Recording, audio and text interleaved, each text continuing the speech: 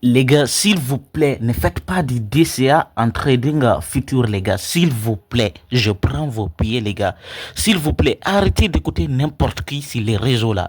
Il y a des personnes, je le vois maintenant, ils font du DCA en trading futur. Les gars, c'est des DOI, les gars. Je ne sais pas comment les Ivoiriens le disent.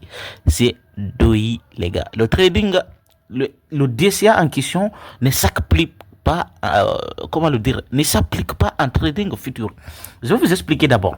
Pour comprendre réellement le DCA, c'est quoi le DCA? Le DCA, c'est d'acheter un actif avec des intervalles réguliers.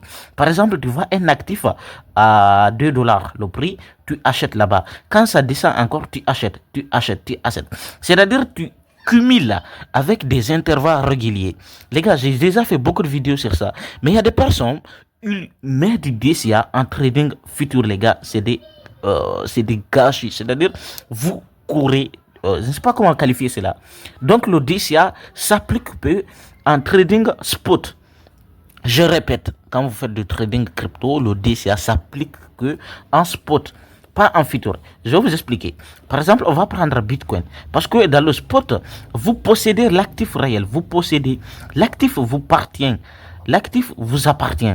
Et en futur, vous faites que du spéculation. Spéculation. C'est-à-dire, vous faites que du pari, les gars. Faites du pari. Désolé, les gars, mais il faut que je vous fais comprendre cela. Maintenant, toi, tu as un capital de 100 dollars. Il a un capital de 100 dollars. Vous avez votre capital comme ça.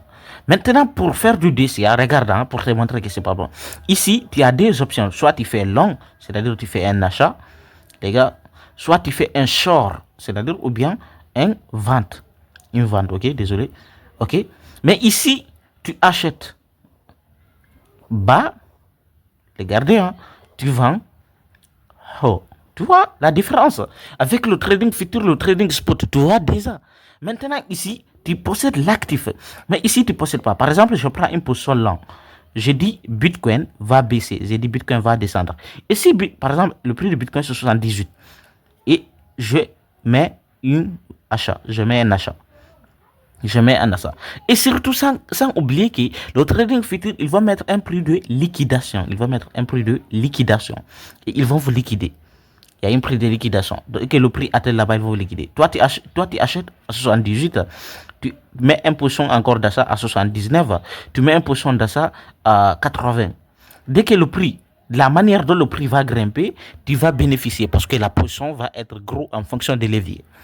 Et là, encore, sans oublier que plus le Bitcoin va baisser, si ça part en vertical, c'est-à-dire à l'inverse des positions dont tu as pris, tu vas te faire liquider parce que tu as acheté 78, 79, 80. Et là, tu as accumulé un actif dont tu ne possèdes pas. C'est un pari.